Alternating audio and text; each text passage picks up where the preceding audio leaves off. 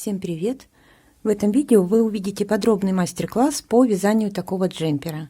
Этот джемпер связан в технике реглан-погон, и я подробно показала и все расчеты, и сам процесс вязания.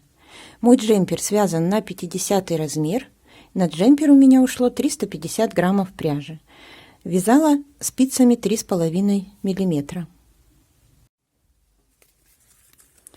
Пряжа. Ализе Лана Котон, номер 374. В 50 граммах 160 метров, состав 26% шерсть, 26% хлопок и 48% акрил. Так, рекомендуемые 3,5-4,5 спицы, 3,5 я использовала. Пряжу эту я получала из интернет-магазина Пряжа Су. Под видео я оставлю ссылку на сам магазин и прямую ссылку на эту пряжу. Там есть разные цвета, есть из чего выбрать. И также будет информация по промокоду, который вы можете ввести при заказе и получить 5% скидку. Там, за исключением некоторых позиций пряжи, и в этой информации по промокоду будет все указано. Вы сможете увидеть ее под видео. По размерам. Длина моего джемпера полностью я измеряла от вот этой точки 61 сантиметр. Ширина 53 сантиметра. Рукава. Ширина в самой широкой части от начала 18 сантиметров и в конце 10 сантиметров. И по внутренней части шва я измеряла 40 сантиметров.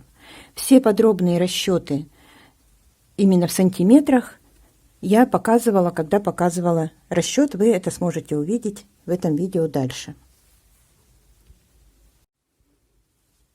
Джемпер связан сверху вниз, без единого шва, все по кругу. Использованы узоры, это лицевая гладь, узор такая рельефная резинка, и также по погону, на погоне и по центру рукава здесь просто резинка. На манжетах и по низу изделия также рельефная резинка. После того, как джемпер был готов, я его постирала в стиральной машине на обычной быстрой стирке и отжим 800 оборотов ставила. В размерах он не изменился, петли расправились, и он стал более ровным.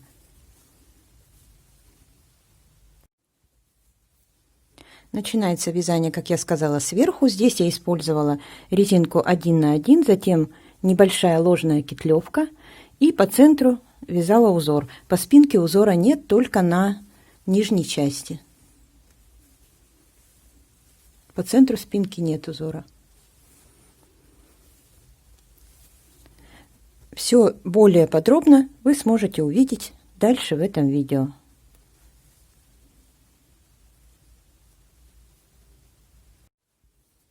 Вяжется он довольно просто, не сложнее, чем обычный реглан. И теперь я предлагаю вам посмотреть подробный мастер-класс по вязанию такого джемпера. Перед началом расчетов необходимо связать образец тем узором, которым будете вязать свое изделие. Если узор для погона и основного полотна разный, то нужно связать два образца и определить их плотность вязания в 1 сантиметре, в ширину и в длину. У меня плотность вязания узора на погоне и основного полотна одинаковая. И составила она в ширину 1 сантиметр 2,07 петли и в длину 1 сантиметр 2,9 ряда. Выкройка реглана погона выглядит так. Вязание включает в себя несколько этапов. Первый, второй и третий. Ну, можно считать четвертым, это подрез. Итак, начинаем вязать сверху. Я буду все подробно потом показывать. Сейчас только теория. Значит, начинаем вязать сверху вниз.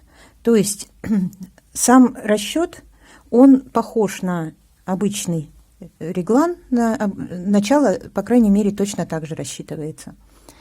Также росток, также рассчитываем количество петель на спинку, переднюю часть.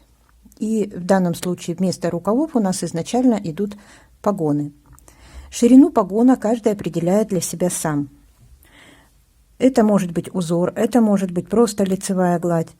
Но желательно, чтобы он был примерно, если на взрослого человека вяжете, в районе 6 сантиметров, так изделие будет лучше смотреться, чем когда вяжут одну петлю или две, то есть узкий погон. Эти части вяжутся так. Первая часть погона, прибавки выполняются в каждом ряду, и в лицевом, и в изнаночном, если вяжем не по кругу. И выполняются они по краю полотна. Вот таким образом. По краю погона. В самом погоне прибавки не делаются, только по краям. В начале погона и в конце погона. Вот таким образом. Я буду показывать на одной пока стороне. Ладно. Дальше. Это первая часть. Вторая часть.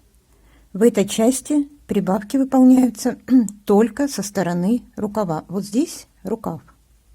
То есть это плечи, погон, и здесь рукав. И выполняются прибавки только со стороны рукава.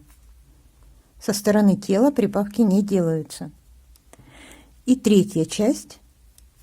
Здесь выполняются прибавки и со стороны рукава, и со стороны самого тела. При этом во второй и третьей части прибавки выполняются в каждом втором ряду. Если здесь в каждом ряду, то здесь в каждом втором ряду. Через ряд. Вот таким образом. И затем уже отдельно вяжется подрез. Это уже после соединения спинки и полочек, как обычно, когда отсоединяем рукава и соединяем единое полотно, спинку и переднюю часть. И тогда только набираются подрезы. Сколько вязать здесь рядов, здесь и здесь, сейчас мы будем рассчитывать. Изначально нужно рассчитать начальное количество петель. Это делается точно так же, как и при обычном реглане, то есть определяете нужную вам ширину по горловине. В данном случае я буду рассчитывать начало вязания из расчета 59 сантиметров.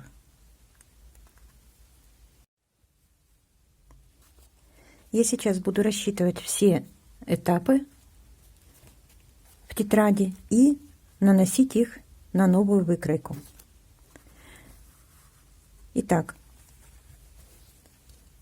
значит, для начала определяем количество петель, которое нам нужно набрать.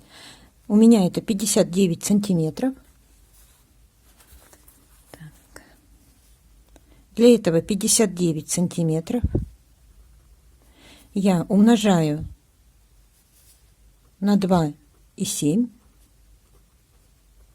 количество петель в 1 сантиметре. У меня получается 122 и 1. Округляю, 122 петли мне нужно для начала вязания. Переношу 122 петли. Я для себя определила, что на погоны у меня пойдет по 14 петель. 14 и 14. Теперь от общего количества 122 петли отнимаем 14 и 14, то есть минус 28. Получается 94 петли на спинку и переднюю часть. Делим их пополам по 47 петель. 47 спинка, 47 перед. Теперь нам нужно скорректировать количество петель с учетом ростка. Сначала рассчитываем росток по погону. Обычно при такой толщине нити и на рукава при обычном реглане, и на погон я оставляю по 3 точки разворота. 3, можно 4. В данном случае мне будет достаточно 3. Делю погон на 4 части. То есть 3 точки разворота – это 4 части. И распределяем количество петель. Количество петель должно быть по значению, по отношению к спинке от большего к меньшему. Я распределила петли так: 5, 4, 4 и 1. 5, 4, 4 и 1. Желательно вот здесь в конце всегда оставлять одну петлю, одну, максимум 2 при переходе к вязанию ростка по передней части. Так более плавно ляжет сам росток. Если здесь оставить тоже 4, то здесь будет большой переход. Ну, в общем, не так будет красиво. Поэтому я рекомендую здесь оставлять одну, максимум 2 петли в последней части. Тем более, что на ней мы не разворачиваемся. У нас 3 точки разворота. Мы не довяжем 5 петель, 4 и 4. И после этого, после 3-й точки разворота, мы уже переходим на вязание ростка по передней части. Итак, количество петель на спинке после того, как мы провяжем росток по погону, увеличится на 12 петель. Почему на 12? Так как в погоне прибавки выполняются в каждом ряду, то мы прибавляем следующим образом. Начало вязания у меня будет, я вяжу по кругу, поэтому начало вязания у меня вот здесь, в начале спинки. Вот начало вязания. Отсюда я начинаю вязать росток. Сначала в начале спинки, перед началом вязания ростка, по лицевой стороне он начинается, я сразу делаю первую прибавку.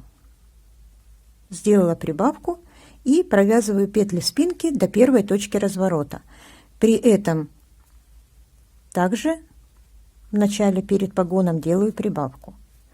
Затем довязываю вот эти 5 петель, первую точку разворота, на ней разворачиваюсь на изнаночный ряд и также делаю прибавку. Провязываю петли спинки, прибавка и прихожу вот сюда. Так, вот эту я провязала, пришла сюда, к первой точке разворота по изнаночной стороне. Дальше на ней разворачиваюсь, снова делаю прибавку, провязываю петли спинки, прибавка, вторая точка разворота. Разворачиваюсь, прибавка, провязываю спинку, прибавка, вторая точка разворота по второму погону. Разворачиваюсь, прибавка, снова петли спинки, прибавка, третья точка разворота. Разворачиваюсь на изнаночную сторону, прибавка, провязываю спинку, прибавка, и здесь последняя, третья точка разворота. Таким образом у меня получилось здесь плюс 6 петель и здесь плюс 6 петель, всего 12. И к концу вязания ростка по погону получается, что у меня спинка будет больше на 12 петель, чем перед. Вот поэтому здесь нужна корректировка. Для того, чтобы количество петель к концу вязания ростка по погону было одинаковым, мы от спинки отнимаем эти 6 петель и сюда прибавляем. То есть разница 12 петель. Получается, на спинке у нас 41 петля и на передней части 53 петли. И таким образом 41 петля изначально плюс 12, которые прибавятся по ростку, будет 53, и здесь также будет 53. Дальше рассчитаем росток по передней части. Я для себя определила глубину ростка, в данном случае 6 сантиметров. И рассчитываю, сколько это будет рядов. Для этого я 6 сантиметров умножаю на 2,9 ряда в 1 сантиметре. Получается 17,4. Я округляю до 18 рядов ростка. 18 рядов ростка – это 9 точек разворота. Всего мне нужно 9 точек по ростку. 3 у меня уже есть на погоне. Значит, мне по передней части нужно еще 6 точек разворота.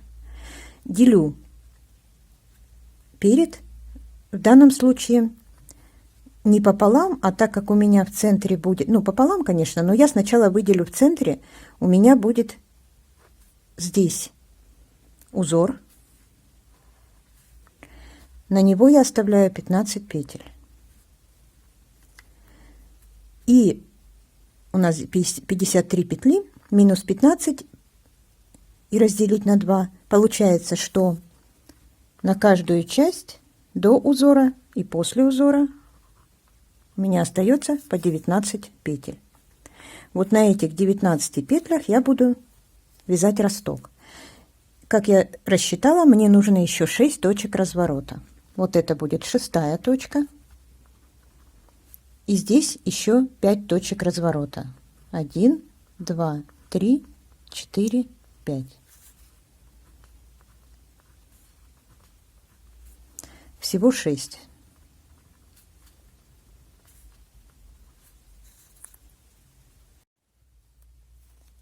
И здесь я количество петель делю следующим образом. Здесь, если мы от большего к меньшему шли, то здесь наоборот нужно от меньшего к большему, так как при обычном реглане. Я разделила петли так: 2, 3, 3, 3, 4, 4. 2, 3, 3, 3, 4, 4. И потом эти 15 средние петли, они в вывязывании ростка не участвуют. Итак, когда мы провязали все петли ростка по погону, переходим на вязание ростка передней части и продолжаем также прибавки. То есть мы после последней точки разворота продолжаем делать, давайте я буду уже другим маркером, прибавки, провязываем спинку, здесь снова прибавка и провязываем уже спинку, петли погона, и здесь делаем прибавку уже. Довязываем до первой точки разворота, разворачиваемся, снова здесь прибавка, уже здесь прибавка по краям погона, спинка, прибавка, погон, прибавка и первая точка разворота. Итак, я уже не буду все показывать, они вяжутся аналогично. Продолжаем вязать, пока не будут провязаны все точки разворота. Вот это будет последняя точка разворота.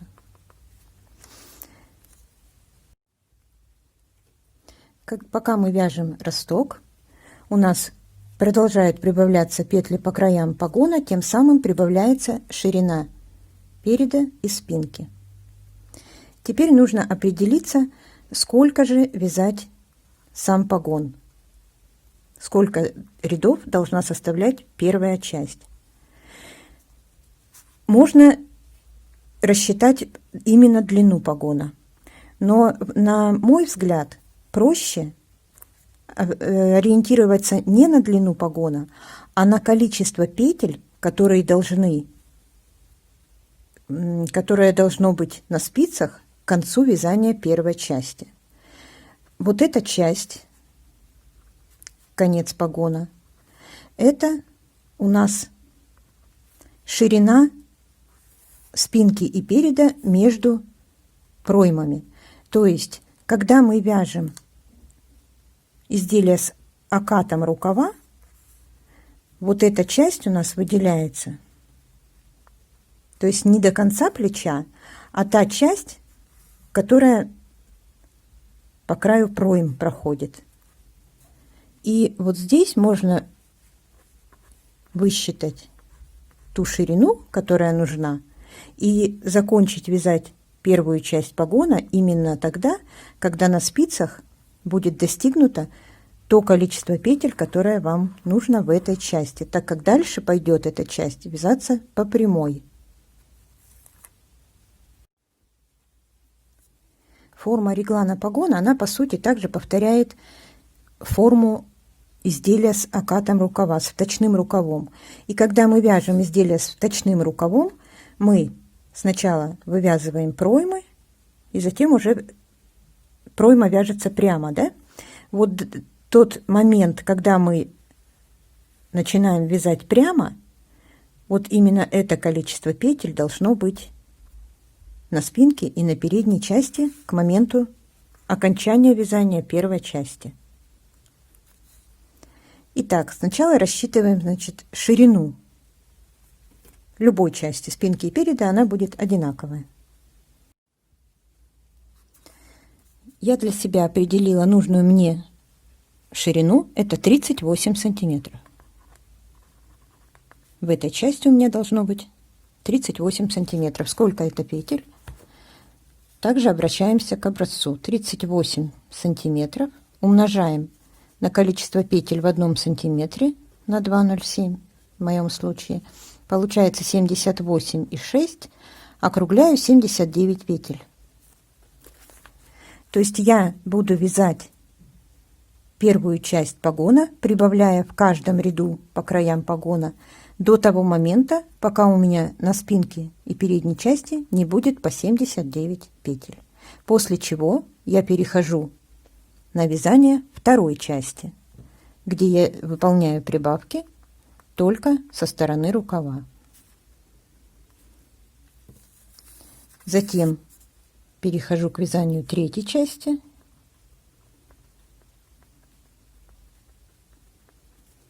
И затем уже подрез. Итак, теперь нужно определить, сколько же у нас каждая часть должна вязаться рядов.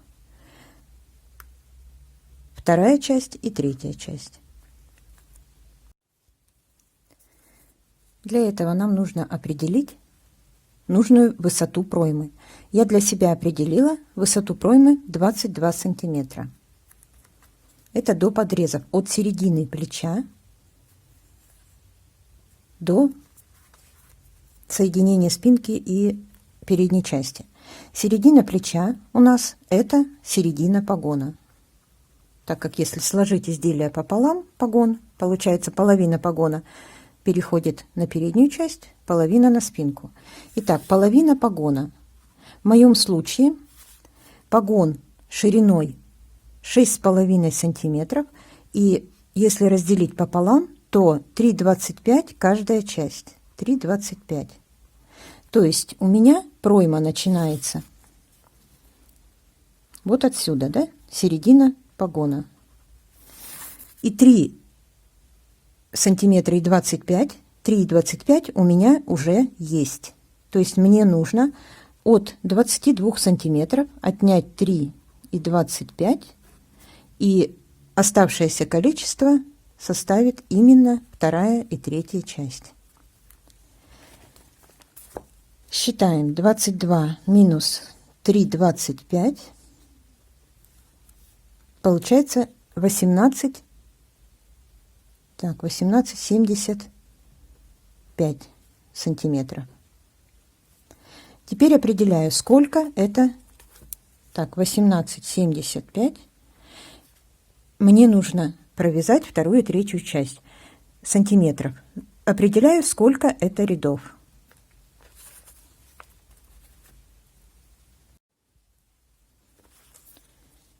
18,75 умножаю на 2,9 ряда в 1 сантиметре. Получается 54,3, округляю 54 ряда.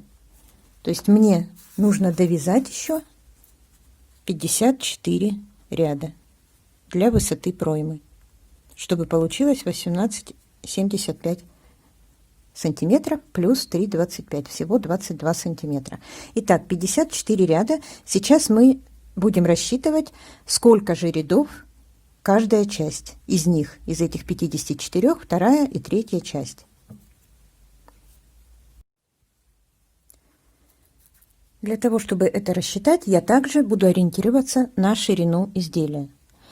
Сначала я определяю общую ширину, которая мне нужна уже после соединения спинки и полочек.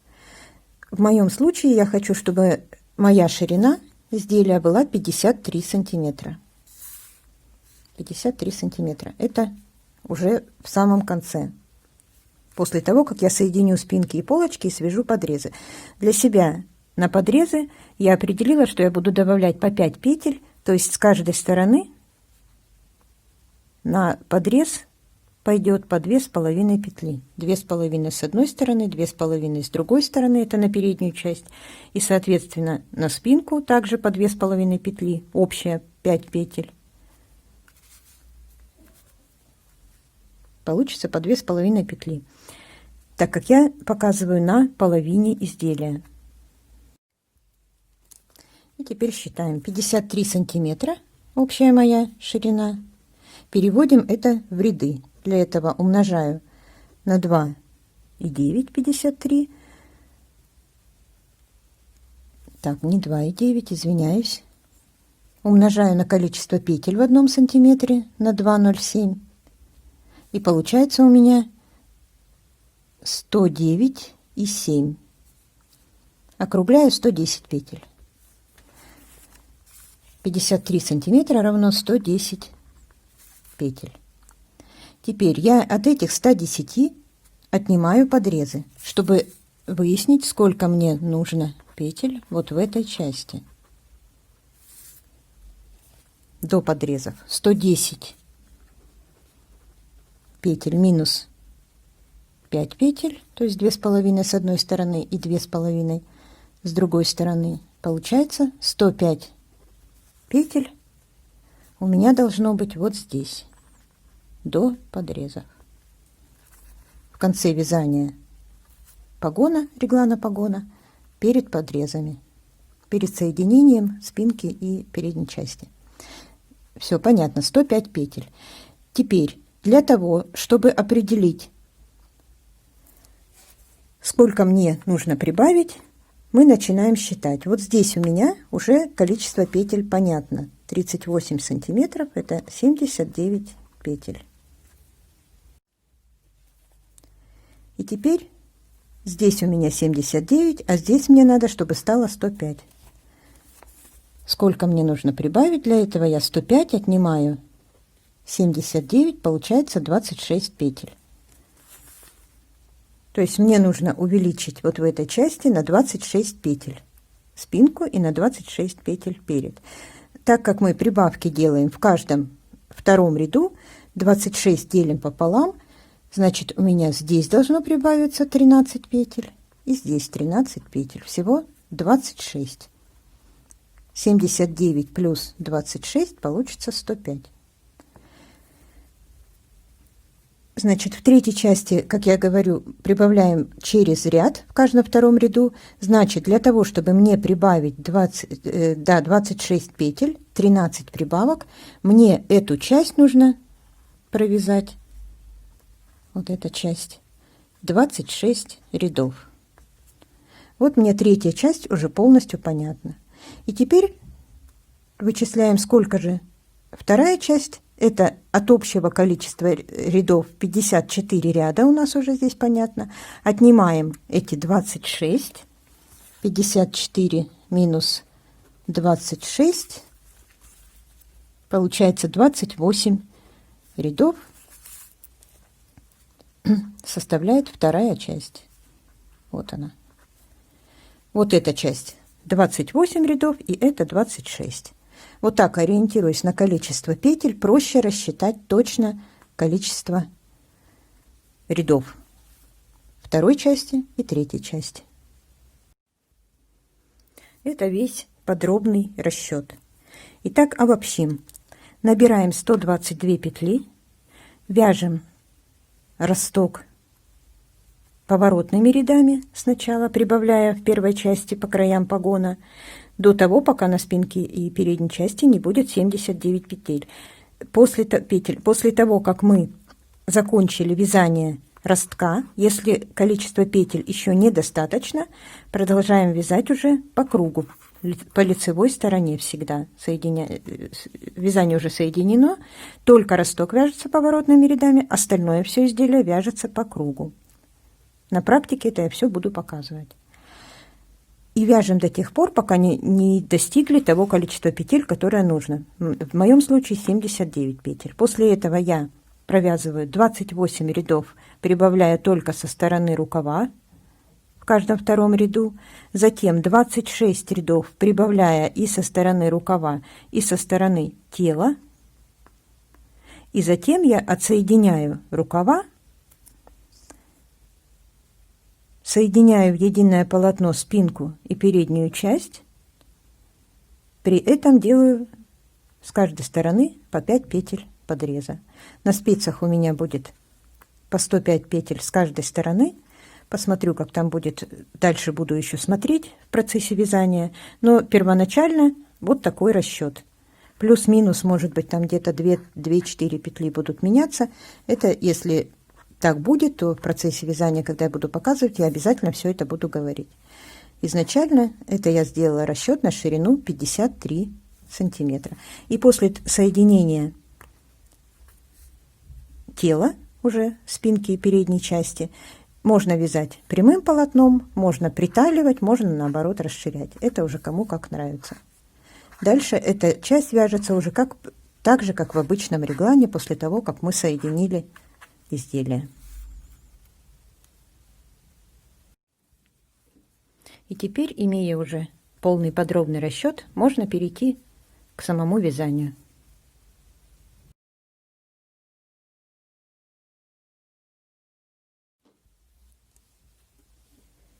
Петли я буду набирать на одну спицу. У меня спица с леской 40 сантиметров. И набор буду выполнять на одну спицу. Обычным способом длинный хвост. Набираю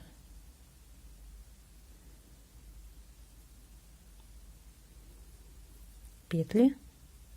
И я набираю по расчету у меня 122 петли плюс 1 петля для соединения в круг. То есть 123 петли.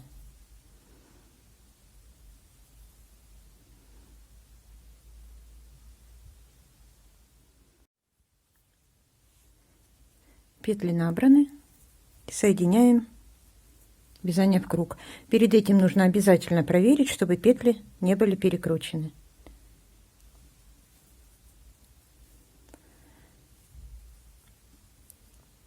Петлю с левой спицы переснимаю на правую и предыдущую петлю протягиваю через эту петлю снятую. Возвращаю ее на левую спицу. Подтягиваю нити и отмечаю начало ряда. Дальше я буду вязать резинку 1 на 1, начиная с лицевой петли.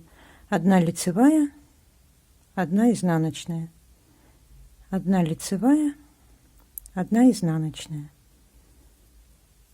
И так я буду вязать резинку. Сколько рядов провяжу, сейчас скажу.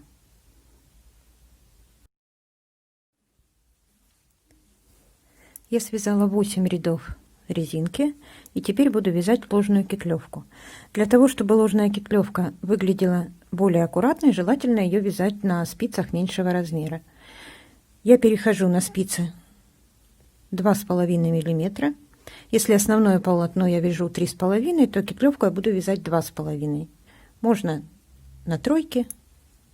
Я взяла на 1 размер меньше.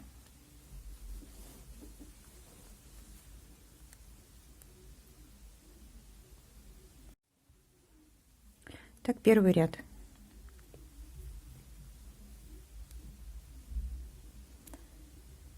Начинаю с лицевой петли лицевая, накид к себе.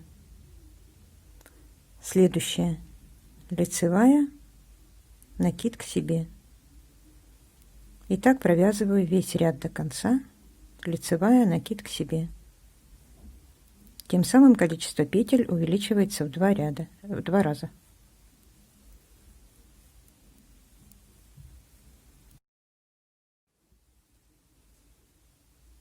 Первый ряд провязан. Заканчивается он накидом. Вяжем второй ряд. Первую петлю лицевую снимаю, а накид провязываю за переднюю стенку. Так.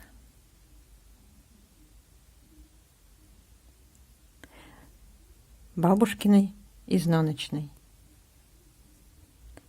Лицевую провязываю лицевую снимаю, накид провязываю за переднюю стенку изнаночной бабушкиным способом.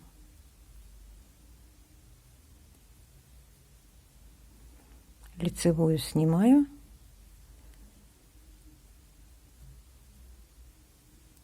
накид за переднюю стенку изнаночной петлей. Так провязываю весь ряд до конца. Еще не сказала, когда лицевую петлю снимаю, рабочая нить у меня за работой.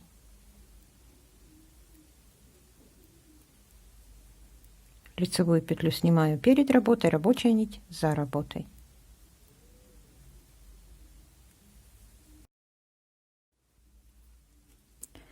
Третий ряд.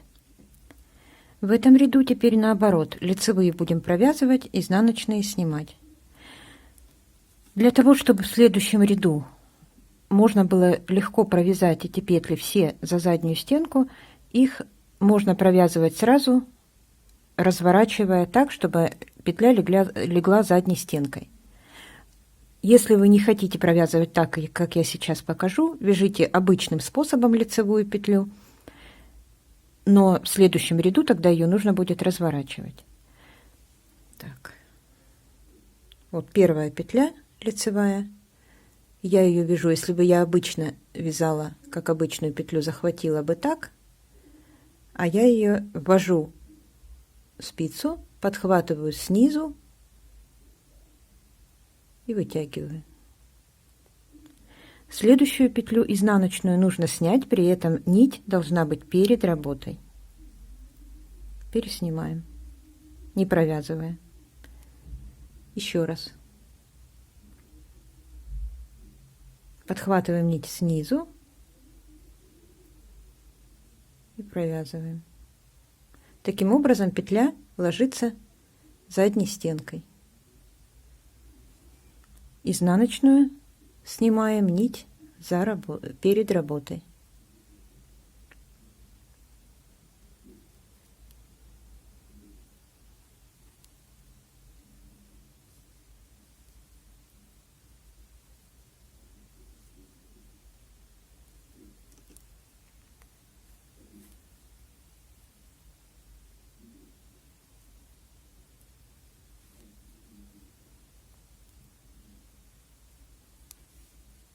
Вяжем до конца ряда.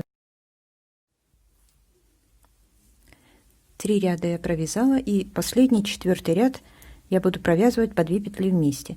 Если вы хотите, чтобы кетлевка была более широкая, то провяжите еще раз последние 2 ряда, и только потом этот завершающий ряд. Итак, сейчас у меня все петли повернуты задней стенкой. Вот так. И я буду провязывать по 2 петли вместе, захватывая именно за задние стенки. Вот так. 2 петли, лицевую и изнаночную.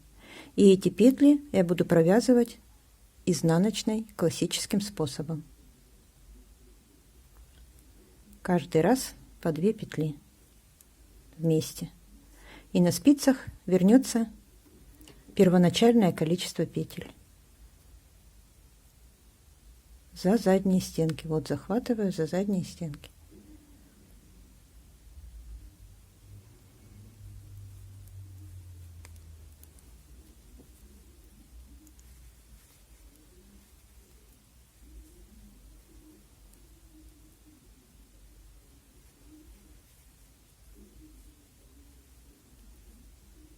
Провязываю весь ряд.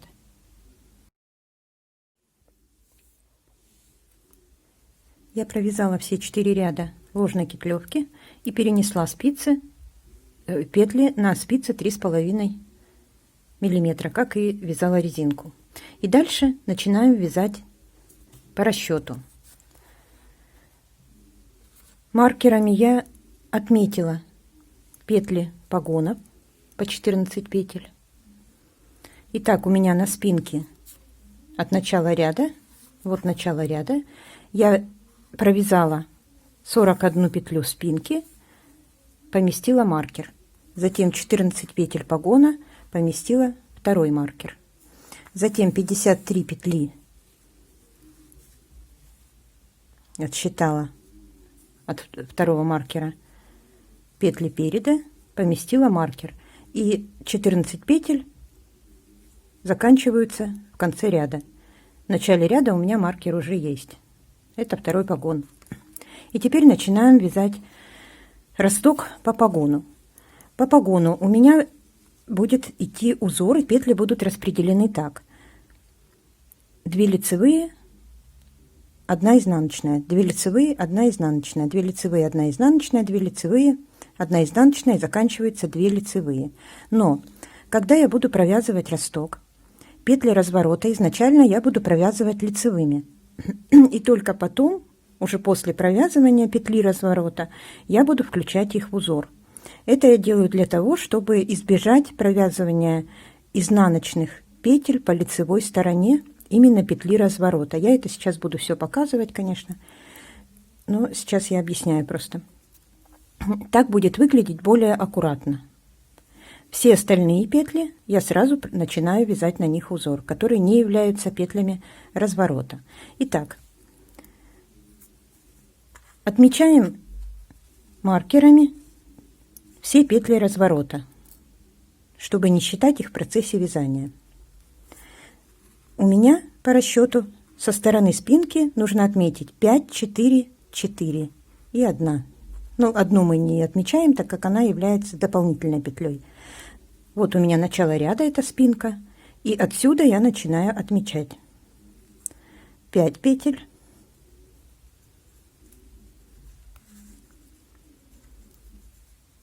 следующие 4 и следующие 4 петли. 1 петля остается. То же самое делаю на втором погоне. Вот петли спинки, от петель спинки отмечаю 5 от начала погона, 4 и еще 4. Также остается 1 петля. Я отметила уже все петли, и теперь я буду только вязать между маркерами, провязывать. Если вы не хотите отмечать маркерами, то просто вяжите, отсчитывая каждый раз от петли разворота то количество петель, которое отмечено на выкройке. Итак, начинаем вязать от начала ряда. Добавлять петли я буду из протяжки скрещенной петлей. В начале ряда начинаем сразу с добавочной петли. Для этого я ее провязываю лицевой скрещенной за заднюю стенку. Поднимаю накид так, чтобы лицевая петля получилась у меня именно скрещенной при провязывании за заднюю стенку, чтобы не получилось отверстие. И провязываю ее вот лицевая скрещенная. Дальше провязываю лицевыми все петли спинки.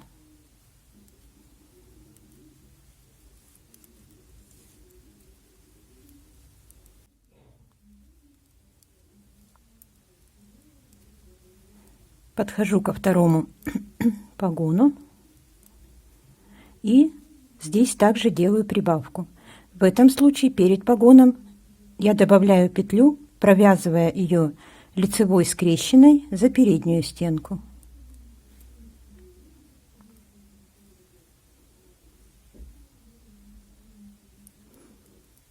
Дальше вяжу до первого маркера и разворачиваюсь. Провязываю первые 5 петель. И здесь я уже буду провязывать узором. 2 лицевые, 1 изнаночная. 2 лицевые. Дальше маркер снимаю и разворачиваю вязание. Первая петля разворота. Дальше вяжем по изнаночной стороне. Эту петлю я переснимаю, вот так подтягивая наверх, 2 нити одной петли, переношу на правую спицу и затягиваю нить вперед. Получилось вот 2 нити одной петли. И дальше провязываю по узору. Изнаночная, лицевая, 2 изнаночные. Переснимаем маркер, которым отмечен погон, и делаем следующую прибавку после погона.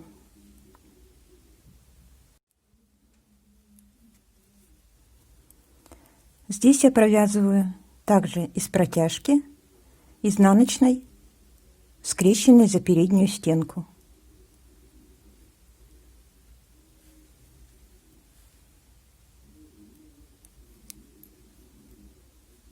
Теперь провязываю петли спинки.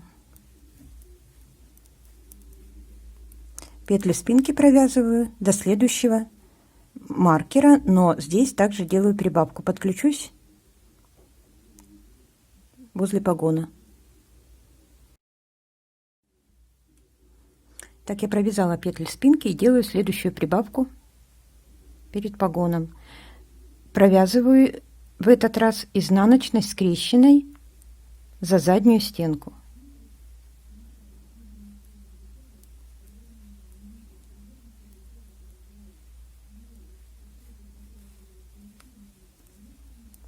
Петлю можно просто развернуть, чтобы было удобнее ее подхватывать. Главное, чтобы она была скрещенная. Провязала, дальше маркер переснимаю и провязываю до следующего маркера. Это у нас изнаночный ряд, поэтому здесь также вяжем узор, но в зеркальном отражении. 2 изнаночные, 1 лицевая, 2 изнаночные. Снимаем маркер и разворачиваемся на лицевую сторону. Также эту петлю переснимаем нить вот так сверху, подхватываю и переснимаю на правую спицу. Рабочую нить также протягиваю, подтягиваю вперед, и получается 2 нити.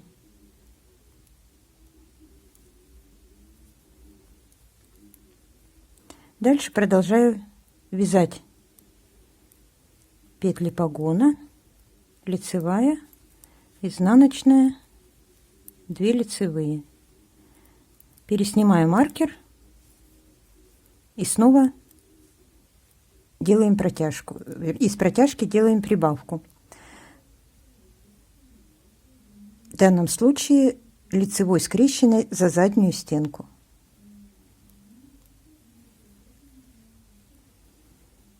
Прибавили петлю и провязываем лицевыми все петли спинки.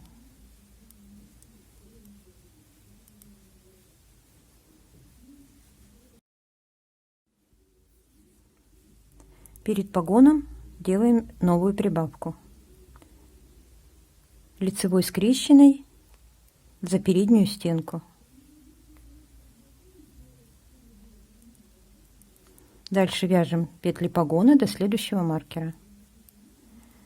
Лицевая, лицевая, изнаночная, лицевая, скрещенную петлю которая состоит из двух сейчас нитей на спице, провязываем лицевой, подхватывая обе нити.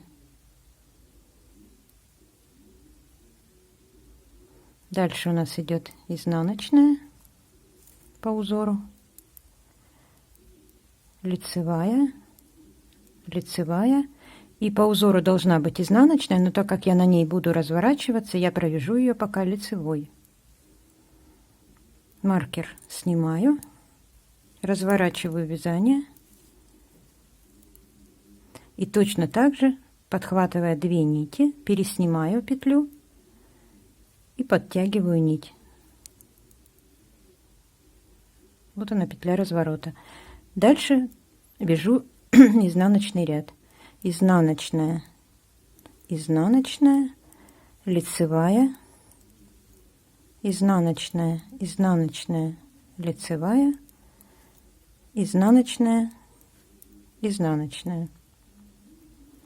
После погона делаем новую прибавку. В изнаночном ряду вяжем лицевой изнаночной скрещенной за переднюю стенку.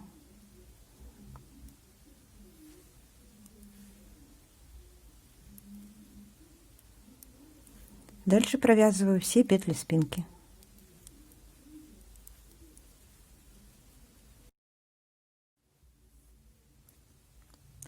Перед погоном делаем прибавку. Изнаночной скрещенной так за заднюю стенку. Можно маркер здесь снимать, чтобы было проще провязать.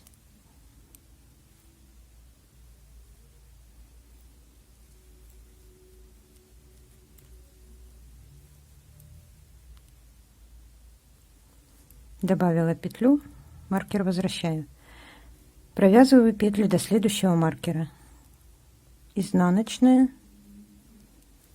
изнаночная, лицевая, изнаночная, и петлю разворота провязываем также изнаночной, подхватывая обе нити.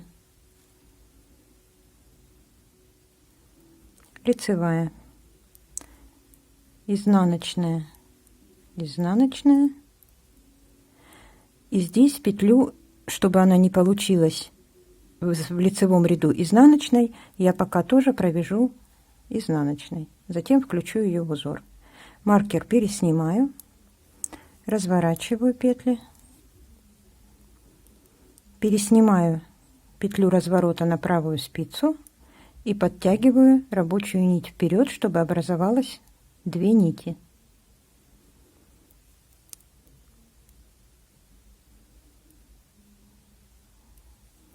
Провязываю петли погона. Лицевая, лицевая, изнаночная, лицевая, лицевая, изнаночная, лицевая, лицевая. После погона также добавляем петлю из протяжки лицевая за заднюю стенку. Провязываю все петли спинки. Петли спинки провязаны. Перед погоном делаем прибавку лицевой скрещенной за переднюю стенку. Добавили петлю. Дальше петли погона. Лицевая, лицевая, изнаночная. Вяжем до маркера. Лицевая, лицевая, изнаночная, лицевая, лицевая. Вот двойная петля, ее провязываем пока лицевой. И в следующем ряду уже провяжем ее по узору.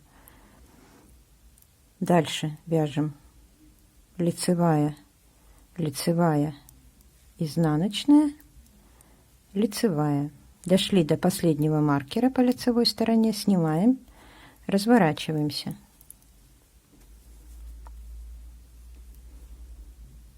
Петлю переснимаем, подтягиваем нить, 2 нити на спице и вяжем здесь по узору.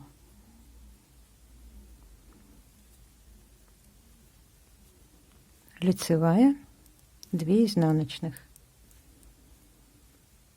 лицевая, 2 изнаночных, лицевая, 2 изнаночных, лицевая, 2 изнаночных. Провязали погон.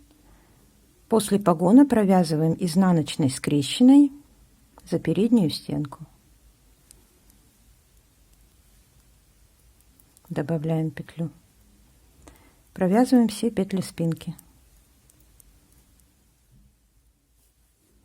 Провязали. Теперь перед погоном снова делаем прибавку изнаночной скрещенной за заднюю стенку.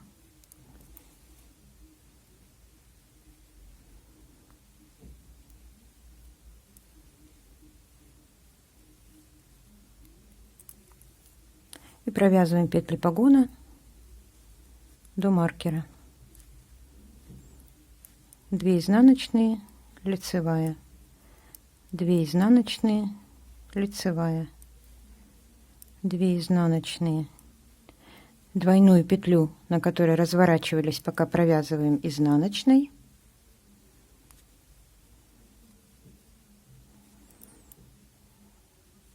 так, дальше 2 изнаночные,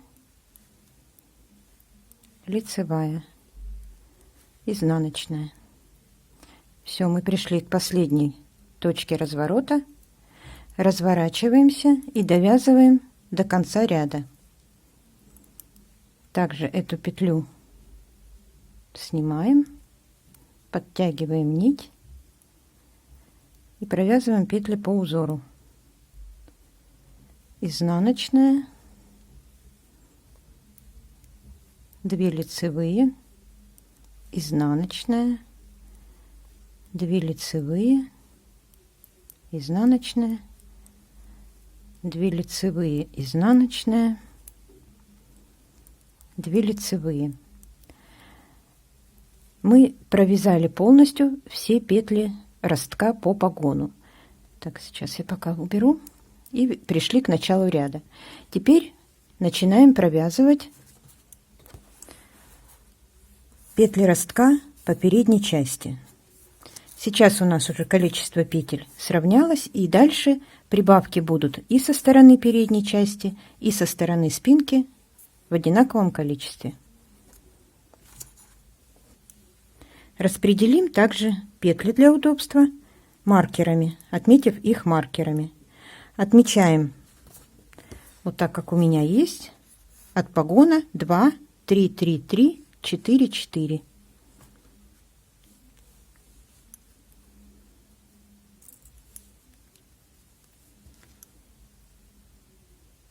От погона к центру передней части. Отмечаю 2 петли,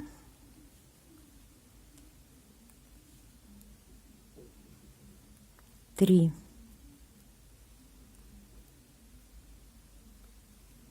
3, 3,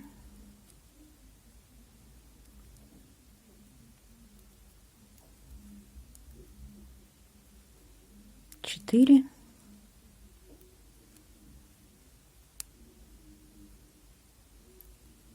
4. То же самое делаю со второй стороны. От погона в сторону переда отмечаем такое же количество. Вот я сделала разметку маркерами ростка передней части, и по центру у меня осталось 15 петель, вот эти. А эти я сейчас отметила.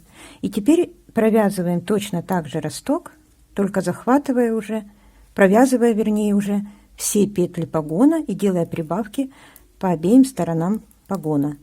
Провязываем, начиная с лицевой стороны. Вот я сняла маркер. Это у нас также начало ряда. Здесь уже по спинке есть прибавки, а по передней части прибавок еще не было. Вот именно в этом ряду начинаем вязать прибавки по обеим сторонам погона. Я первую два раза сейчас покажу, не буду показывать все маркеры, потому что это все абсолютно одинаково.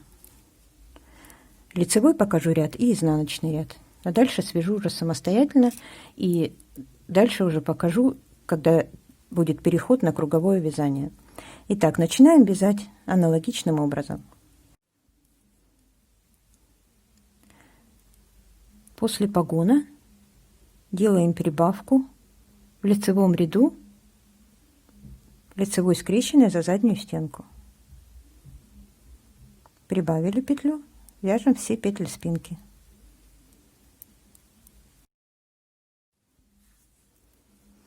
Перед погоном вяжем прибавку лицевой скрещенной за переднюю стенку.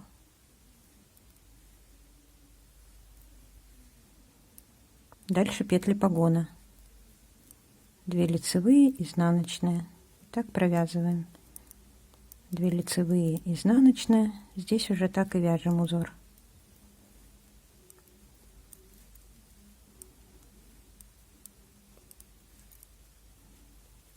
Двойную петлю провязываем, захватывая обе нити лицевой. И последняя петля погона тоже лицевая. Все, погон у нас уже так и будет дальше вязаться по узору. Провязали погон, и после погона лицевой скрещенной за заднюю стенку прибавляем.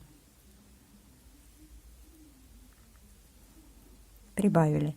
И теперь вяжем первые 2 петли до маркера по нашему расчету. 2 петли лицевые. Здесь все петли будут провязываться по лицевой стороне лицевыми, по изнаночной изнаночными.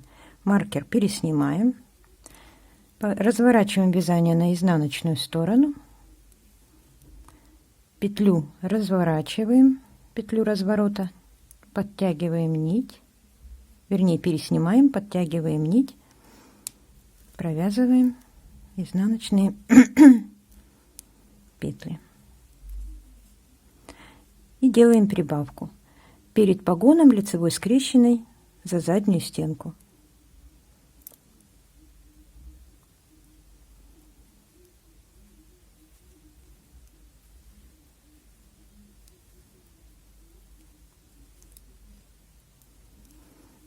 Провязываю петли погона. 14 петель у нас. 2 изнаночные, лицевая, 2 изнаночные, лицевая.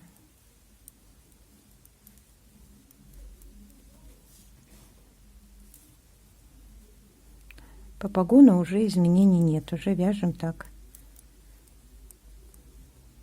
2 изнаночные, провязали петли погона, и после погона делаем прибавку изнаночной скрещенной за переднюю стенку.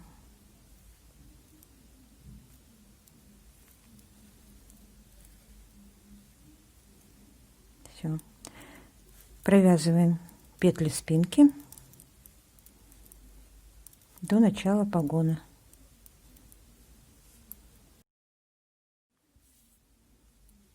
Перед погоном делаем прибавку в изнаночном ряду. Это изнаночная скрещенная за заднюю стенку.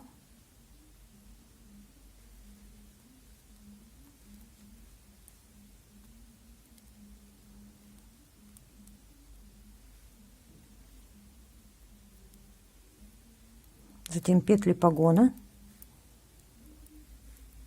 2 изнаночные, лицевая, 2 изнаночные, лицевая.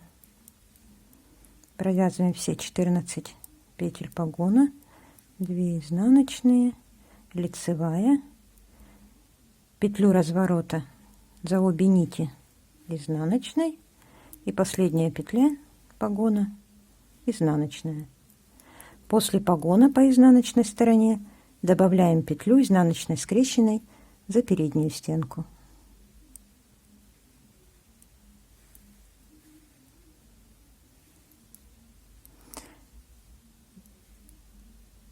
Так, у меня маркер я сняла. Ну, первые 2 петли. Не довязываем первые 2 петли. Провязываем их изнаночными петлями. Здесь у меня маркер стоял.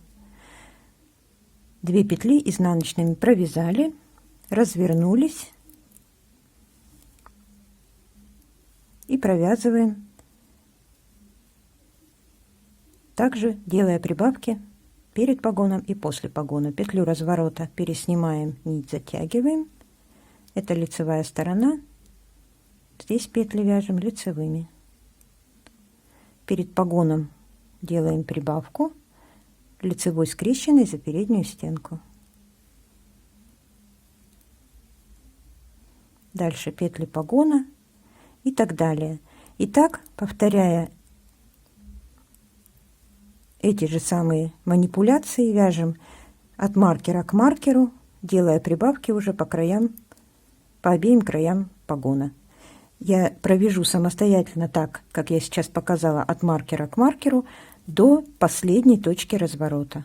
Последняя точка разворота будет в изнаночном ряду перед 15 петлями, как я показывала по расчету. То есть я сейчас 2 сняла, не довязала, теперь 3 раза по 3, 2 раза по 4. И вот здесь на последней точке разворота я подключусь.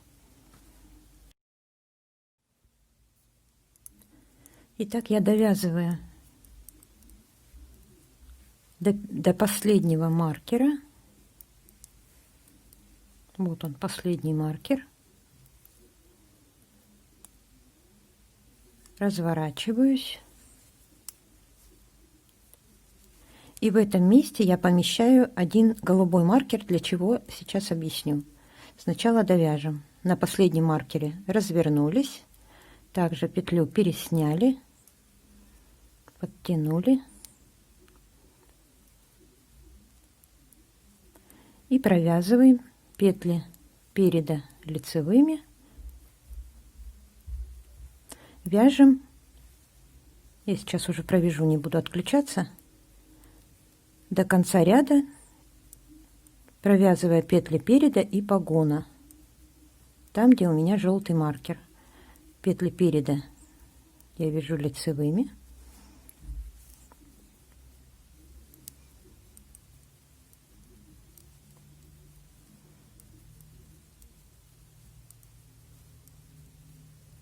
Вот я пришла к погону.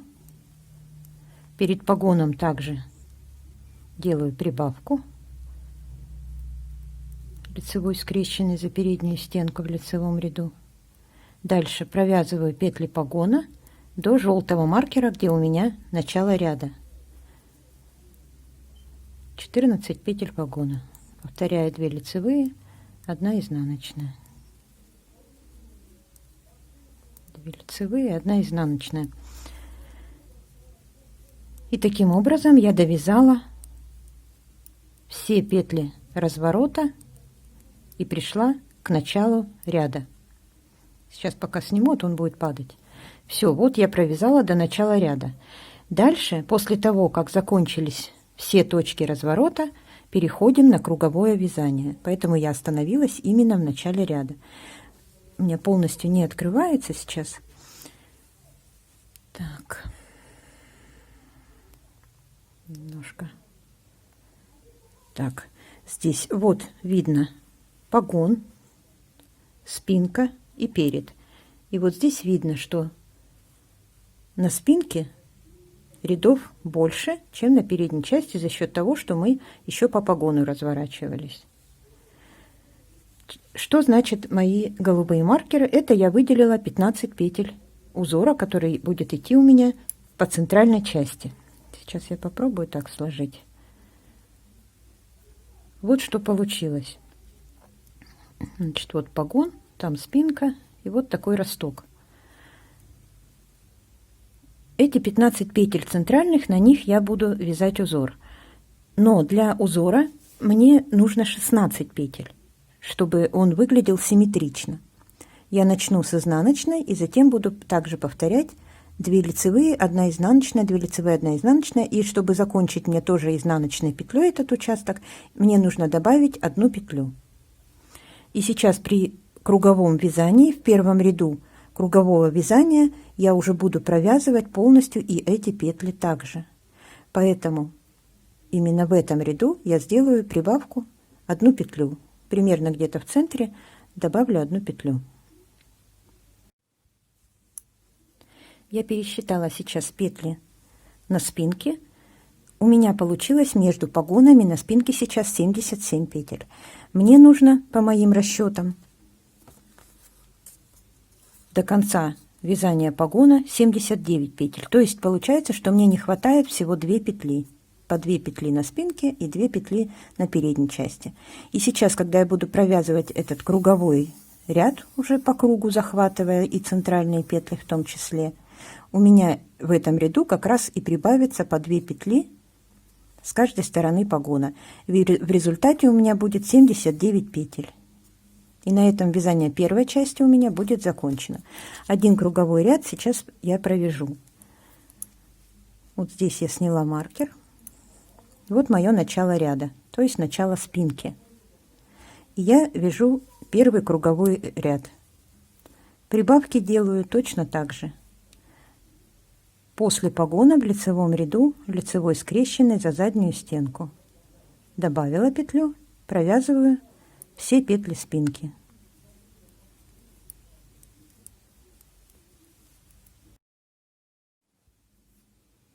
Провязала петли спинки. Перед погоном делаю прибавку.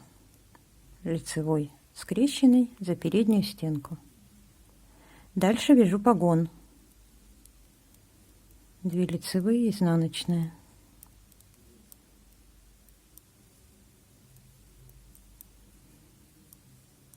Здесь всегда неизменно уже вяжем 14 петель.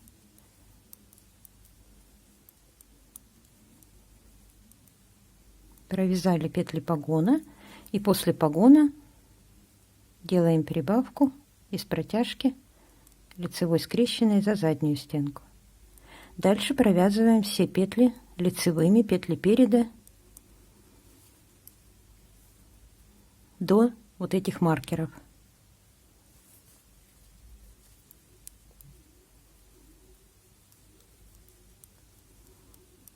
И между маркерами я уже буду прибавлять, как я сказала, одну петлю, чтобы у меня получилось между маркерами 16 петель.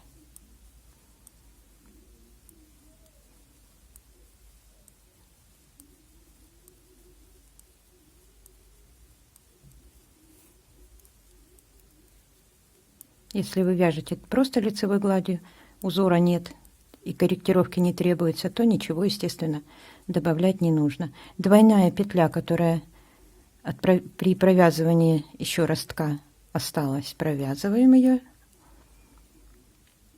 лицевой. И дальше начинаются вот эти петли узора, и провязываю, начиная с изнаночной петли.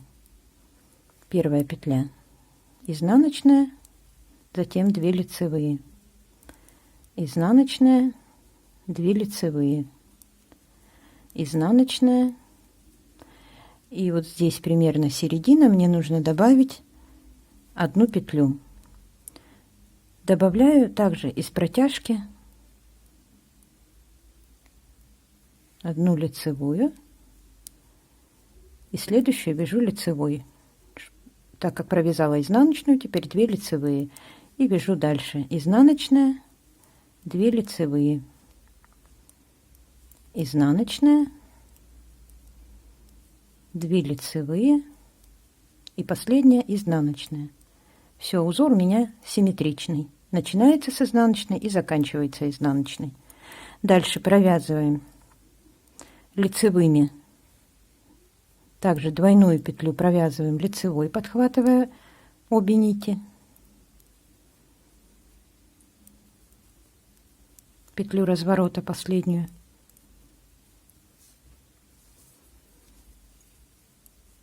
Провязываем эти петли лицевыми по передней части.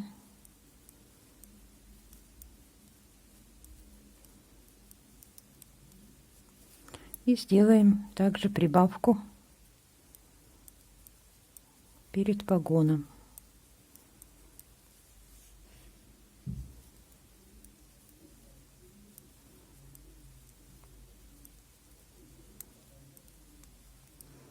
Перед погоном делаем прибавку лицевой скрещенной за переднюю стенку.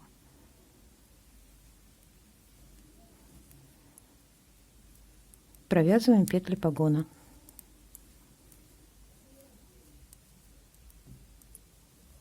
Две лицевые, изнаночная. Провязав петли погона, ряд закончился.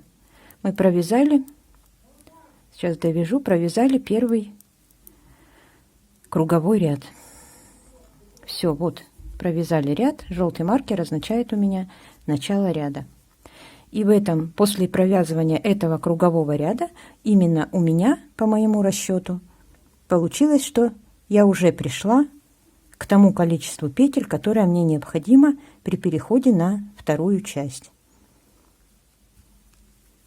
На этом первая часть вязания, вот это, закончена. И я приступаю ко второй части, в которой я буду провязывать 28 рядов, как я рассчитала, делая прибавки только со стороны рукава.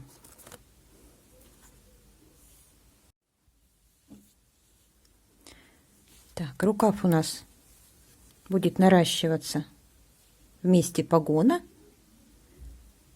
поэтому теперь уже по краям погона мы прибавки не делаем, а делаем наоборот внутри погона. Если вы хотите вязать этим же узором, продолжать вязать весь рукав, то добавленные петли будете вводить в узор.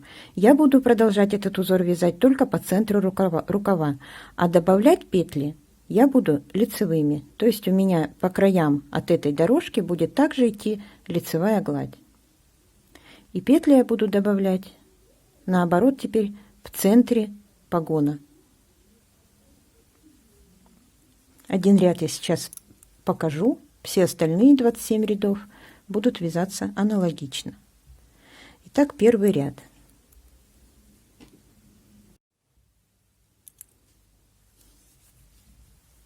Начинаем вязание со спинки. Так как мы уже по краям не делаем, значит здесь уже в начале ряда мы прибавку не делаем, а сразу начинаем вязать петли спинки. Сейчас я провяжу все петли спинки полностью до погона.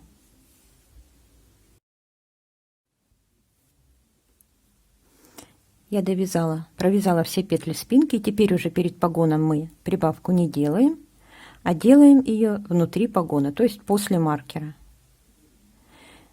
И прибавки я буду делать следующим образом. В начале рукава я делаю прибавку лицевой скрещенной за заднюю стенку. Затем провязываю 14 петель узора.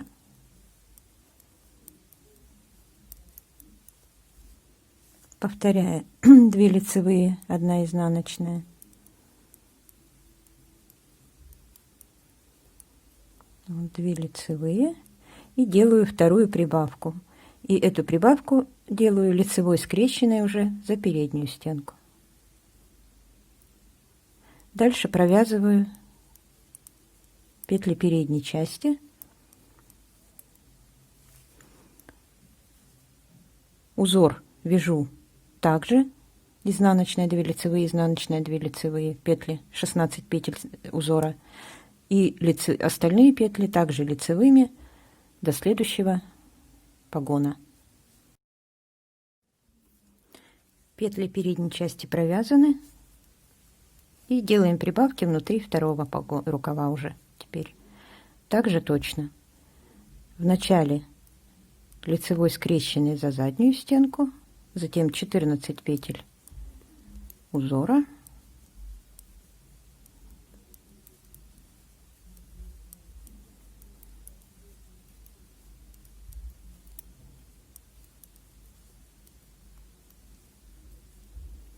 и в конце лицевой скрещенной за переднюю стенку.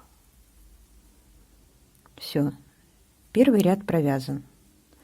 И дальше провязываем еще 27 рядов, точно так же, по моему расчету 28, я провязала, еще 27 рядов, делая прибавки также внутри рукава, а добавленные петли провязывая лицевыми.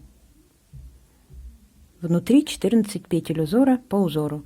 И по центру также провязываю узор.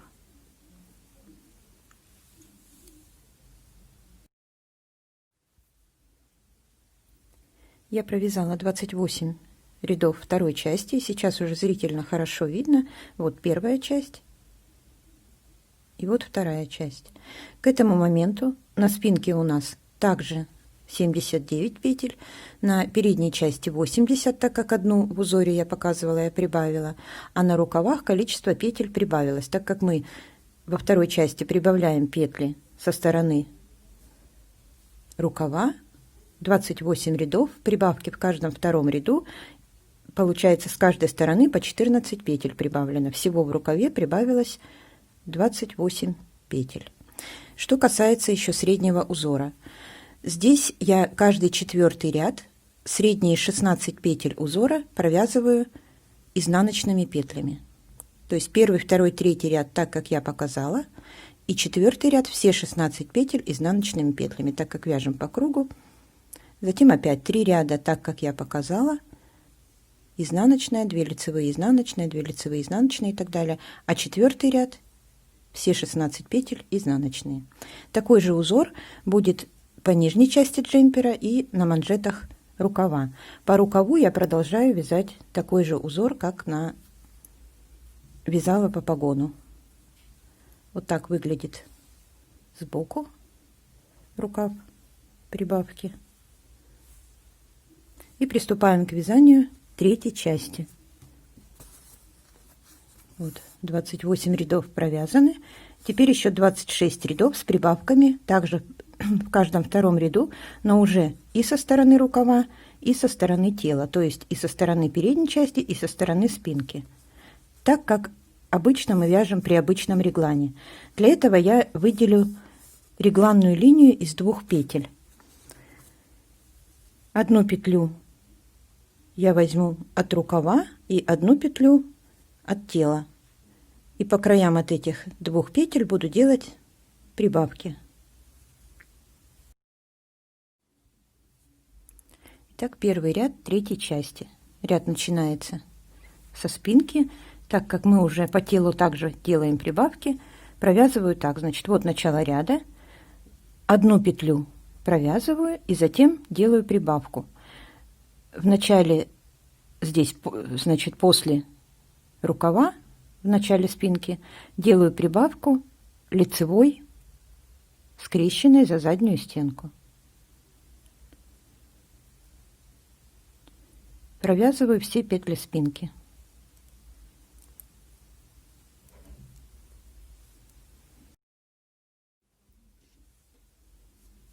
Когда осталась одна петля от петель спинки не провязанной, делаем следующую прибавку. В конце спинки делаем прибавку лицевой скрещенной за переднюю стенку. Дальше провязываем одну петлю, маркер, и со стороны рукава также я провязываю одну петлю и после нее делаю прибавку.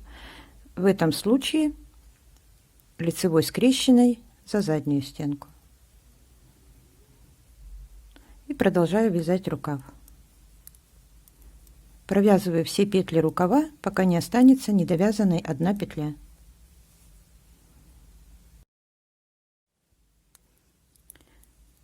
Так, за одну петлю до конца рукава делаем прибавку лицевой скрещенной за переднюю стенку. Затем последняя петля рукава, маркер переснимаем, одну петлю от передней части провязываем и делаем следующую прибавку лицевой скрещенной за заднюю стенку. Провязываем все петли передней части также, пока не останется не провязанной одна петля.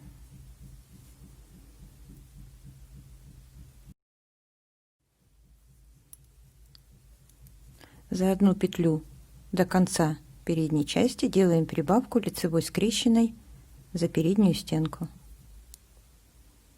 И последняя петля переда, лицевая. Маркер переснимаем, переходим на рукав. Одну петлю провязываем, делаем прибавку из протяжки лицевой скрещенной за заднюю стенку. Провязываем петли рукава до последней петли.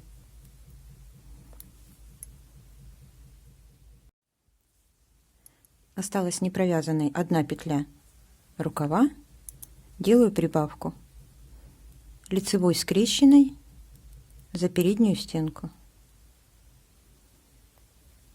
из протяжки. Провязываю последнюю петлю рукава, и на этом ряд закончен. Дальше второй ряд вяжем без прибавок. И дальше я буду вязать оставшиеся 25 рядов третьей части, делая прибавки так, как я сейчас показала, в каждом втором ряду, то есть через ряд. В первом сделали, второй провязываем без прибавок, в третьем сделали прибавки, четвертый провязываем без прибавок. И так все 26 рядов третьей части.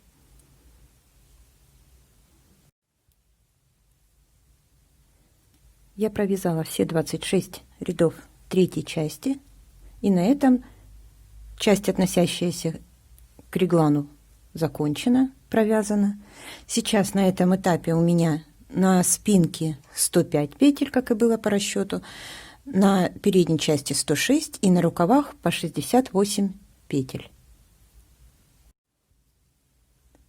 И дальше я буду соединять уже спинку с полочками и снимать петли рукавов.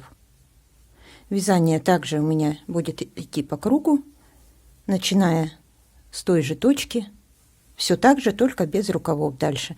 И кроме этого я добавлю еще подрезы.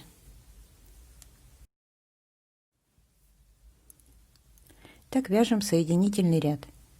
Первый ряд после реглана. Уже никаких прибавок здесь по спинке и другим частям не делаю, и провязываю с начала ряда сначала петли спинки.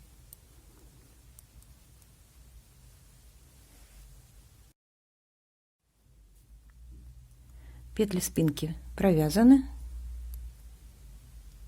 и теперь петли рукава нужно снять. Снимать можно любым способом, каким вам нравится: на бросовую нить, на ленты. Я буду снимать в этот раз просто на отдельную короткую леску и закреплю ее по краям. Снимаю 68 петель рукава.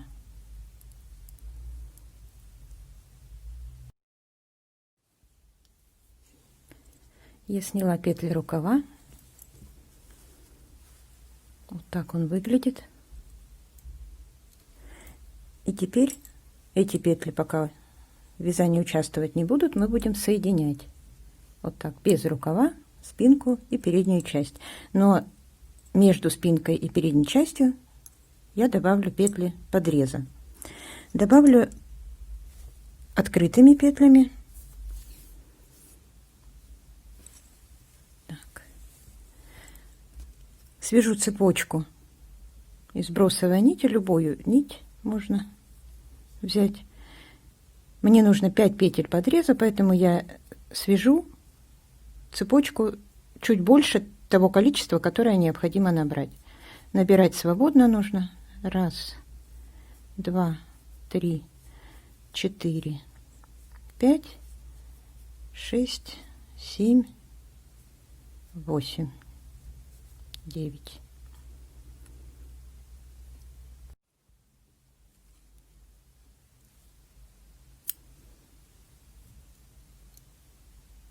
И теперь на эту цепочку я буду набирать петли.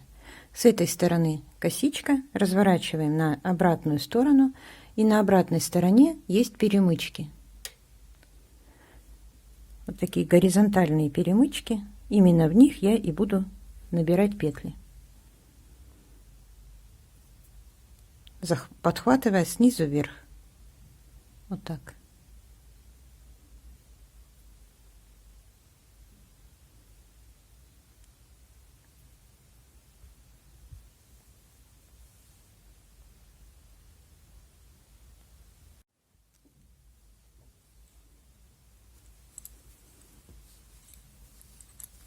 После петель спинки набираем петли подреза, 5 петель. Отвожу крючок, спицу, вытягиваю первую петлю и подтягиваю к вязанию.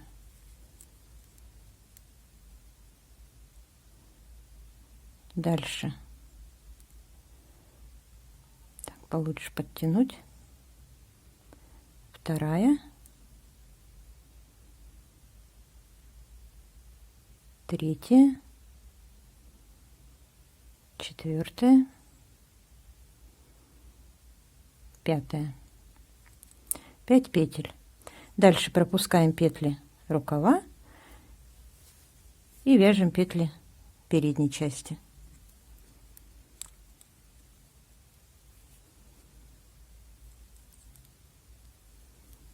Также хорошо подтянуть первую петлю к петлям подреза и вяжем петли передней части.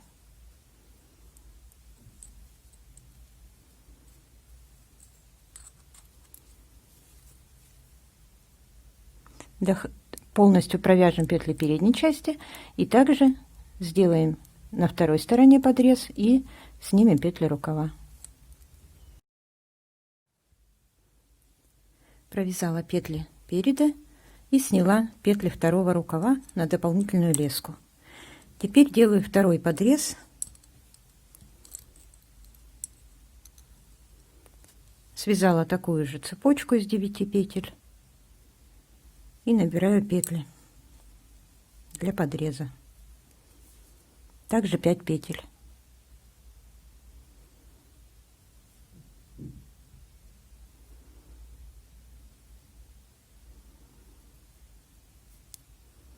Одна, подтягиваю,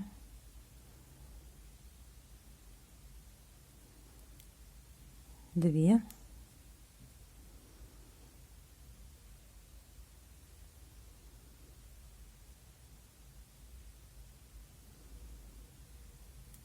три,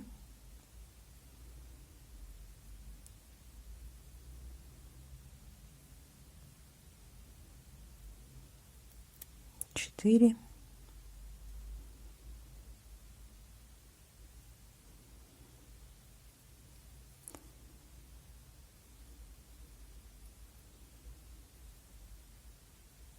пять. Провязала второй подрез, пропускаю петли рукава, и я пришла к началу вязания ряда, то есть это начало спинки у меня. Первый ряд провязан. Помещаю маркер, обозначающий начало ряда, и приступаю к вязанию второго ряда. Первую петлю тоже хорошо подтянуть и вяжу второй ряд. И дальше я буду вязать так по кругу.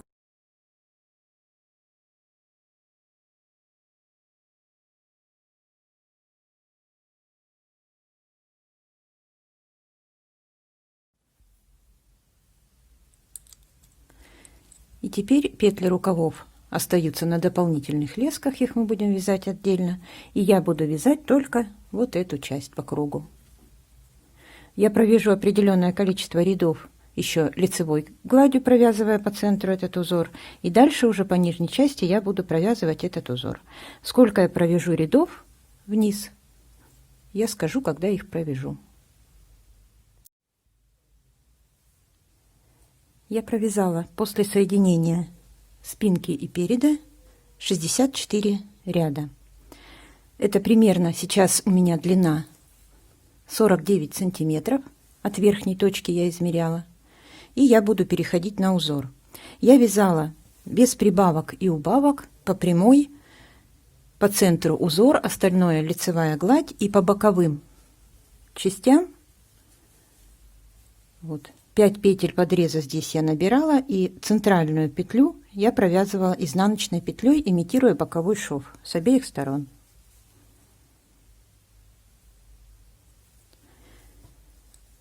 Дальше. При переходе на узор нужно рассчитать петли так, чтобы они сошлись с центральным узором, чтобы здесь все выглядело симметрично. Пересчитайте количество петель, и за минусом вот этих 16 петель центральных количество оставшихся петель должно быть кратно 3 плюс 2 петли для симметрии. Я посчитала, у меня 221 петля полностью сейчас на спицах, это 105 петель спинки было, 106 петель передней части и 10 петель подреза. 221 петля минус 16 получается 205 петель. И для нужного мне количества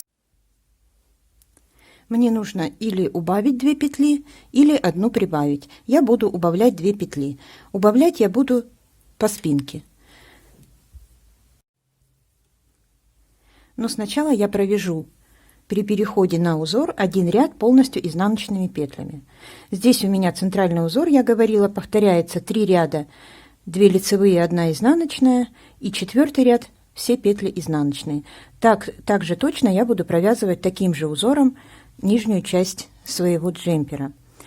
Сейчас у меня по центральному узору как раз тот ряд, в котором мне нужно провязывать все петли изнаночными. И я провяжу все петли изнаночными по кругу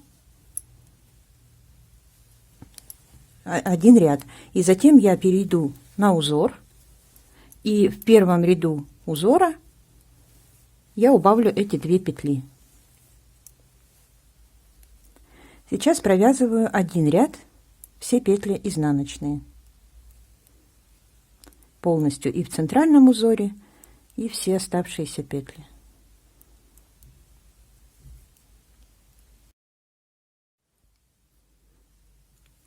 Ряд провязан, и перехожу на узор. Я посчитала, что чтобы у меня узор правильно сошелся, ряд у меня должен начинаться с изнаночной петли. Начинаю вязать первый ряд узора. 1 изнаночная и дальше 2 лицевые. Одну провязываю лицевой, а в следующей я сделаю первую убавку. Провяжу 2 петли вместе лицевой. Вот изнаночная, 2 лицевые, и повторяю. Изнаночная, 2 лицевые, изнаночная, 2 лицевые и так далее.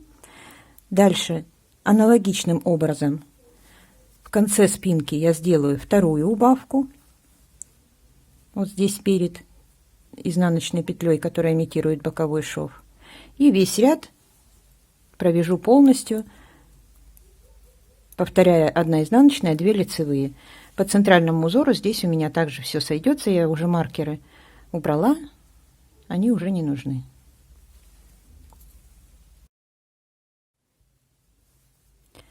Первый ряд узора провязан. Все у меня сошлось с центральным узором. И дальше я уже вяжу по кругу только этот узор. Второй, теперь вот это был первый ряд, теперь второй ряд также по узору, изнаночная, 2 лицевые. Повторяю. Так я провязываю второй и третий ряд еще, а 4-й все петли изнаночные. И так чередую. 1, 2, 3 чередуя изнаночная, 2 лицевые, 4-й ряд все петли изнаночные. Провяжу определенное количество рядов и скажу, сколько рядов я провязала нижнего узора.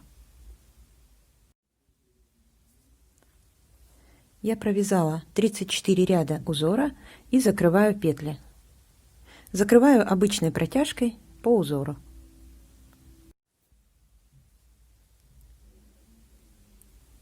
Если у меня лицевая петля, провязываю ее также лицевой и протягиваю через предыдущую петлю. Дальше снова лицевая, протяжка. Следующая петля изнаночная, провязываю ее изнаночной, протяжка, лицевая, протяжка и так далее.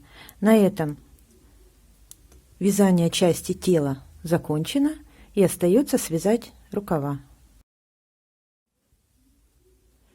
Один рукав я уже связала,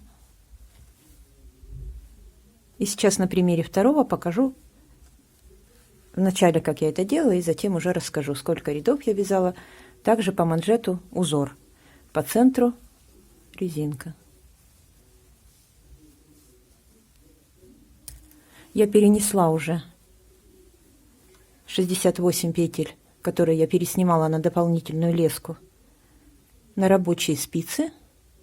И теперь мне нужно распустить вот эту часть и также переснять открытые петли. На обратной стороне цепочки есть 4 горизонтальные вот такие перемычки из пряжи основного цвета. Их 4. Когда мы набирали подрез 5 петель, всегда при таком наборе с обратной стороны на 1 петлю меньше. Я подниму пока именно эти 4 петли и распущу эту дополнительную цепочку. Вот 4 подняла, освобождаю их от дополнительной нити.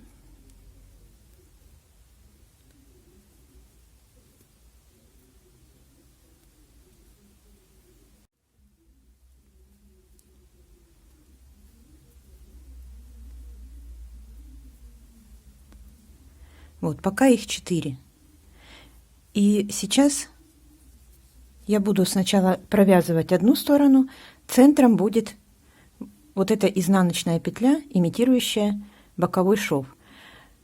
В конце ряда я в этом месте доберу 1 петлю, 5-ю. Пока сейчас 2 петли я перенесу на правую спицу, и с этих 2 петель у меня начнется ряд. Переношу. Вязать буду методом Magic Loop.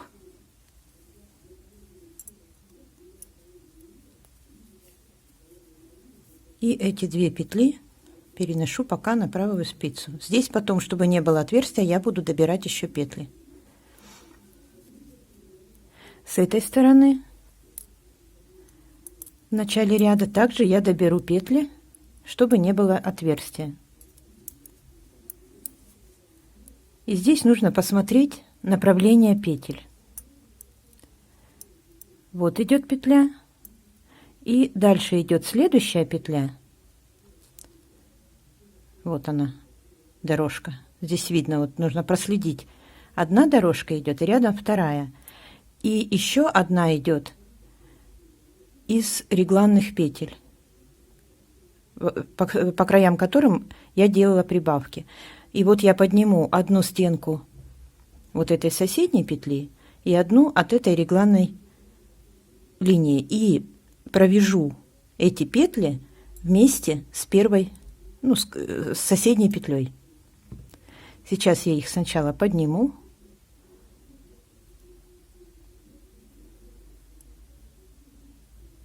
Нужно так смотреть, чтобы не образовывалось отверстие, когда поднимаете.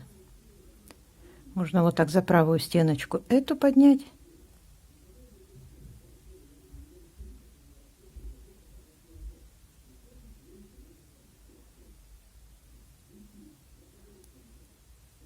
Вот так, чтобы петли не перекрученные были. Их переношу на левую спицу и присоединяю рабочую нить в начале вязания.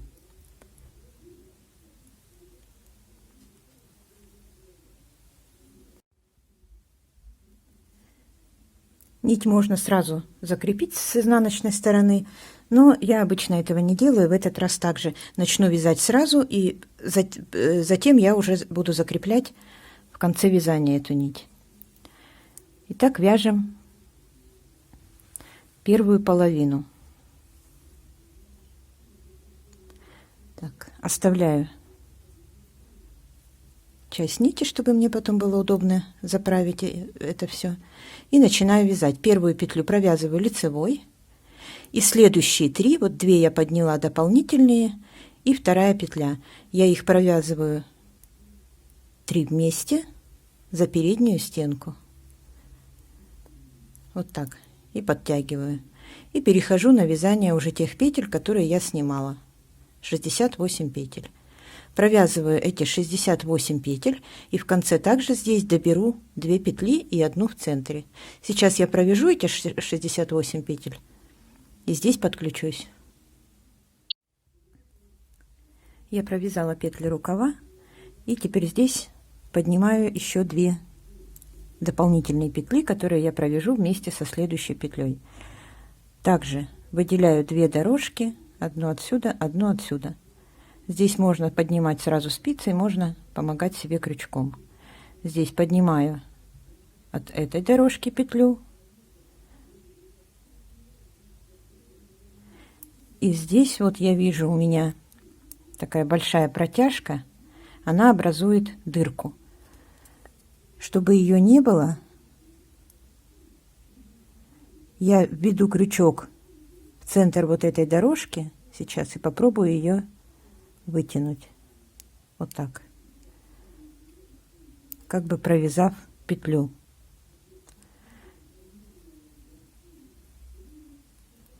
Вот так отверстие будет меньше. Переношу эти петли также на рабочую спицу, разворачивая их задней стенкой. И провязываю 3 петли, эти 2 и следующую петлю. Так, следующую петлю тоже разворачиваю задней стенкой, чтобы не были петли перекручены. Я для этого делаю. Вот так. Провязываю 3 петли вместе одной лицевой с наклоном влево уже теперь. Вот так. Проверяю, чтобы не было отверстия. Отверстия нет. И вяжу последнюю петлю из тех 4, которые я по центру поднимала. И теперь у меня по центру остается поднять одну петлю. Так, вот здесь, где изнаночная дорожка, также здесь свободная слишком нить.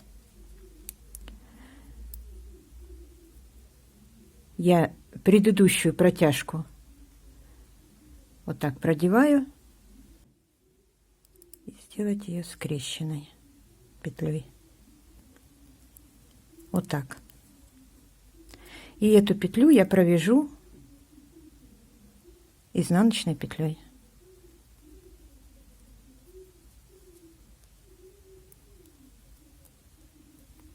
Эта петля будет последняя петля ряда. Теперь следующий ряд провязываю просто по узору, так как у меня есть здесь лицевые петли, и по центру продолжаю узор тот, который я вязала на погоне, который у меня идет по центру рукава. С 3-го ряда я начну делать убавки в рукаве. Как делаю убавки, я сейчас покажу. 2-й ряд я сейчас провяжу без изменений, просто по кругу. И в 3-м покажу, как я делала убавки.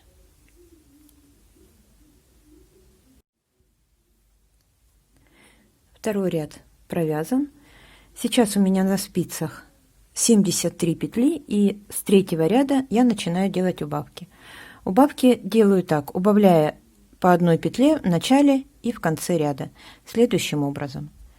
Первые 2 петли ряда я провязываю вместе лицевой за переднюю стенку, то есть с наклоном вправо, с наклоном в сторону предполагаемого шва. Провязала 2 петли вместе лицевой, дальше провязываю ряд до конца, пока не останется недовязанными 3 петли.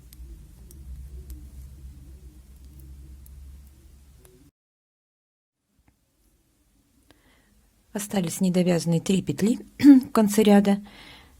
2 петли провязываю вместе лицевой, теперь уже с наклоном влево. Для этого я разворачиваю петли задней стенкой и провязываю их вместе лицевой за заднюю стенку. И последнюю петлю провязываю изнаночной, и так я последнюю петлю на протяжении всего вязания буду вязать изнаночной петлей. Таким образом я сделала 8 вместе с этой убавкой 8 убавок по рукаву, тем самым убавив 16 петель. Сейчас по количеству рядов и в каких рядах я убавляла, я расскажу.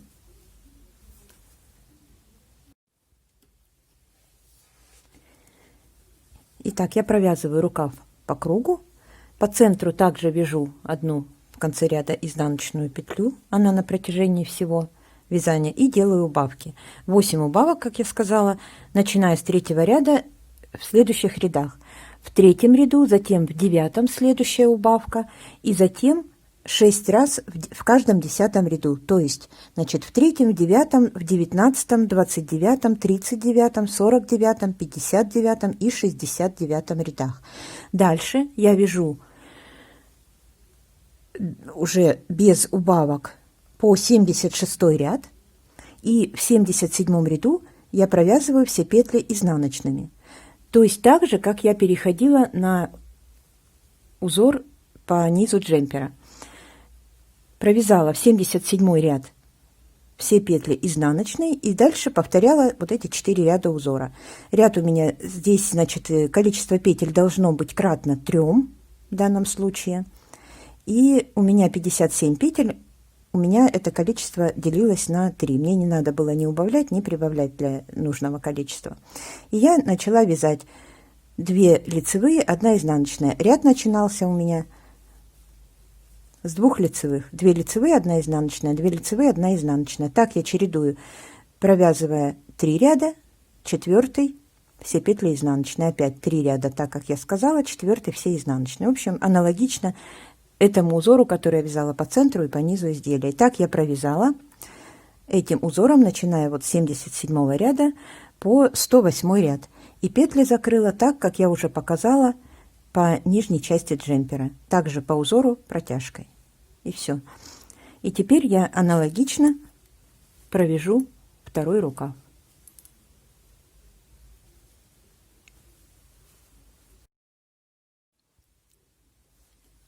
Я связала второй рукав, и на этом работа по джемперу закончена. Я буду рада, если вы свяжете тоже и пришлете мне свои фото. На этом у меня все. Большое спасибо за просмотр и до встречи в моих новых видео.